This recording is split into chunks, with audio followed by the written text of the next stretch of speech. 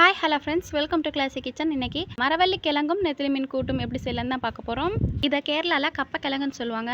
So இதை பண்ணுறதுக்காக 1 kilo மரவள்ளி கிழங்கை குட்டியாக கட் பண்ணி வாஷ் பண்ணி எடுத்து கொஞ்சமாக தண்ணி விட்டு வேக வச்சுக்க போகிறேன். இப்போ 1 கப் தேங்காயில் 1/2 ஸ்பூன் சீரகம், 1/4 ஸ்பூன் மிளகாய்த்தூள், 1/4 ஸ்பூன் மஞ்சத்தூள், 3 பல் பூண்டு சேர்த்து பல்ஸ் மூடில் கிரைண்ட் பண்ணிக்க போகிறோம், கொஞ்சம் துருன்னு இருக்க மாதிரி.